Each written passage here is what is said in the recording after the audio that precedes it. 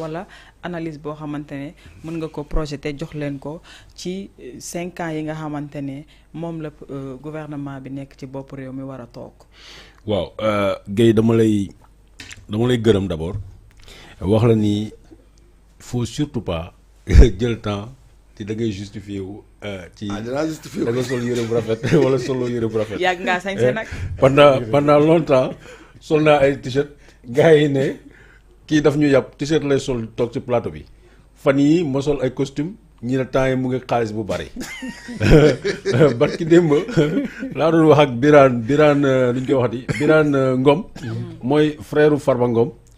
ay saaga la ma tegal ne ma dama contre seen famille du wax ak man parce que man je suis partisan depuis des jours maa ngi wax ni jël ñëpp dugal ci kaso bi c'est pas une solution les chefs d'entreprise surtout nañu fexe ñu recouvrer les moyens wala bloquer seeni biens mais tëj leen ci kaso bi dañ ci puniraale ña nga xam ne seeni employé lañu. partout ñu ngi saaga Babacar Touré parce que Farba Ngom daf ko fay. rakku Farba Ngom mu ngi may saaga ndey. Birane nee na fu ma fekk dana defanteeg man mais au même moment je demande ñuy bàyyi Farba ñu bàyyi ki nga xam ne mooy Tahirou Sarr parce que pour man lii ñu joxe comme caution bu fekkee ne 125 milliards lañ leen di toppee. te lu ñu teg ëppale na ko pour man y a un autre moyen de faire pour que ñu mën a recouvrer les fonds parce que les fonds sont des problèmes nee nañ ma est-ce que ku sàcc rek bu ñu ko jàppee bàyyi ko da nga loolu nga prôné déedéet prôné ma loolu mais déjà bu ñu leen jàppee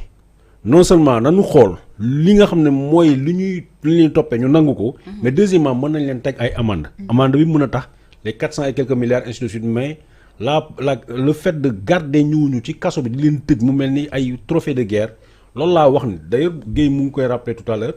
Macky Sall nous a traumatisé avec les emprisonnements donc ñun nañu def loo xam ne lu Macky Sall defut de sorte que suba kenn du ñu reprocher fayantu mais on n'aura pas perdu du temps pour ay règlement pour reddition des comptes boo xam ne dafay xaw a niroo ak règlement de compte boobu li ma bëgg a wax la deuxièmement nga ne lan mooy samay suggestion wala samay xalaat ci lu mën a njariñ askan wi xam nga opposition déjà coro opposition boo waxee opposition yaa ngi wax politiciens yi politiciens yi nekkuñu sax 1% de la population du Sénégal selon les chiffres yi nga xam ne wax nañ ko nee nañu 18 millions lañu mais la sama papa jooju doon wax yàlla na ko yàlla yërëm Gaston Mbengue ba muy wax ne bareewuñu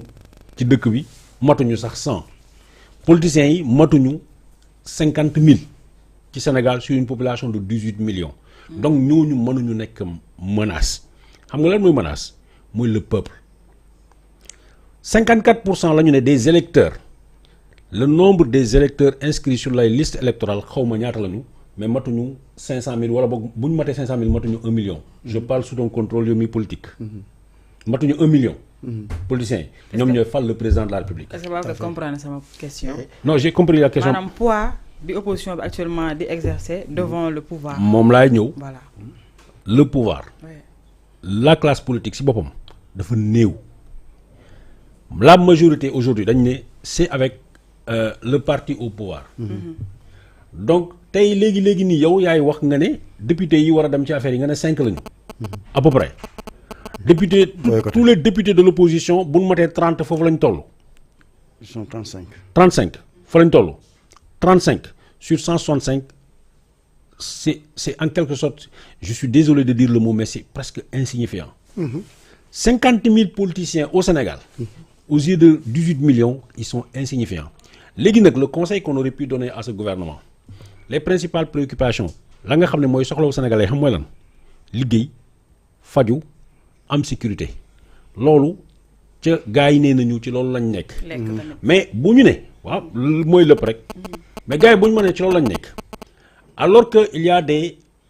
tous les moyens ñu ngi jël par les impôts di asphyxier ay entreprises.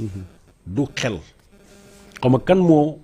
génne idée boobu kenn moo leen xelal loolu mais dañu nekk di rey entreprise xam nga rey entreprise mooy lan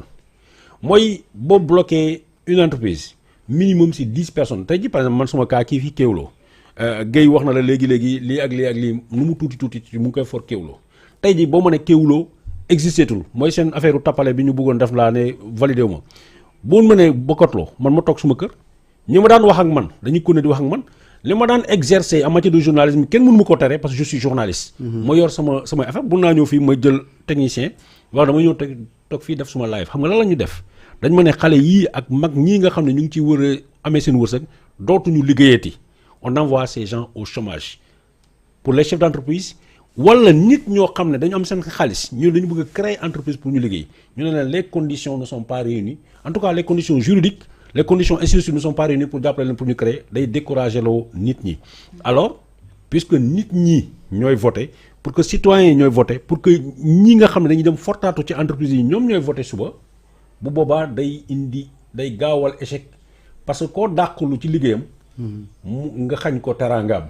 mu xoole la bëtu militant de moins bëtu du la sax xoole sax adversaire ennemi la lay xoole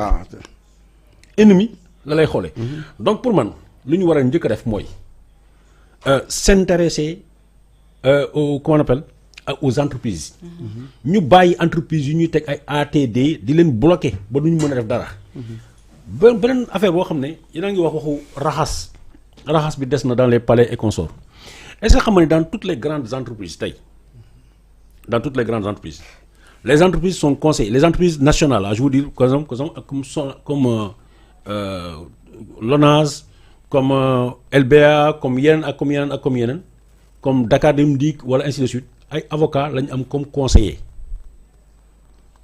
est-ce que xam nga li ma wax comme conseiller juridique et tous ces avocats pratiquement ce sont des conseils juridiques yoo xam ne APR la ñu bokk wala bokk c'est sous Macky Sall la ñu leen placé kenn changé wu leen ba tey. mais loolu grave na je parle en connaissance de cause léegi tey par exemple l'objectif de l'APR l'objectif de Benno Bokk Yaakaar mooy sénégalais yi da ngeen a juum fal ñoom Ousmane Sonko duñu fi def dara loolu la ñuy wax. oui ils vont vous prouver en faisant quoi les avocats qu'ils ont dans toutes les entreprises là ils appartiennent tous à l'APR tey jii bu ñu leen bàyyi ñu continuer di conseiller ces entreprises ça veut dire la plupart des choses yu ñu war def moo jël leen cas bu gën a simple j'adore ce cas de cas LBA par exemple LBA la banque je reviens sur cette histoire de Abdoulaye Sylla dafa yoreel 5 milliards 107 millions à la banque LBA dafa am nu ñu koy waxati dafa am avocat boo xam ne Boubacar Koïta la tudd Boubacar Koïta c'est un des amis de Macky Sall la LBA mu ngi toppee Abdoulaye Sylla pour mu fay ko xaalis boobu parce que Macky Sall pendant tout le temps qu'il est resté là il a refusé benn centime duñ ko fay Ecotra malgré tout le travail que Ecotra fait Ecotra pour montrer l'acharnement de Macky Sall et de son camp Farba Ngom est allé jusqu'à créer benn société bu tudd Ecotra même nom que Ecotra bële. ah bon mais moom Ecotra am c'est 2C E2COTRA tandis que bële 1C la peinture otom yi aux mêmes couleurs di lancer marché de sorte que bu ñu ko gisee dañuy foog ne Ecotra bële la léegi Ecotra boobu ñu téye ko war koo rey par tous les moyens jël ay marché am jox ko ñeneen Ecotra boobu mu xaar ba changement am mu revenir pour liggéey. mais dans l'autre camp y a la LBA boo xam ne dafa lañu yoral xaalis LBA c'est une banque nationale état du Sénégal moo ko moom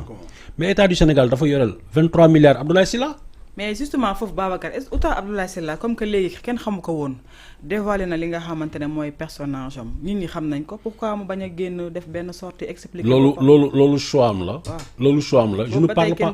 waaw loolu choix am la xam nga Coro dafa am kenn ku ne lan nga xam ne sa liggéey la dafa am ñoo xam ne ils n'ont aucun intérêt à s'afficher ou en un moment je dis ici sur un plateau de Kéwoulo que Abdoulaye Sylla il s'est perdu en politique mais cas bi ma bëgg a indi exactement mooy état du Sénégal lui doit 23 milliards moom il doit 5 milliards 107 millions le fait que Macky Sall tardel ko on s'est retrouvé tey ñu ne monté nañu valeur boobu mu nekk 8 milliards ñu ne ko fayal 8 milliards yi ci diggante bi la ko état du Sénégal yónnee 6 milliards banque bi tee bi ministre bi bindee ne leen trouver leen solution ngeen bañ a rey Ecotra parce que minimum c'est 2000 employés 2000 personnes tey qui sont envoyés au chômage ay pères de famille vraiment ñu ne trouver leen solution li may plaider Ecotra moom laay plaider toutes les sociétés nationales yoo xam ne ñu ngi leen di rey te au sommet de l'État personne ne bouge ñu seetaan leen grand entreprise yaa ngi tëj ay pères de famille vont se retrouver au chômage. Parce qu'il y a des règlements de compte qui ne disent pas leur nom. Oui. tey jii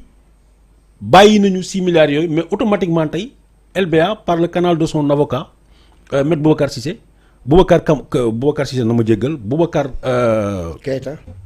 Koïta non seulement il a bloqué tous les comptes de Ecotra mais tous les comptes des autres sociétés qui sont au nom de Abdoulaye Sylla. Et là c'est quoi? C'est que personne ne peut plus travailler. On va aller et pire ñu ngi xaar Ecotra pour mu terminer li nga xam ne mooy ni ñu koy waxati. Jeux olympiques yi.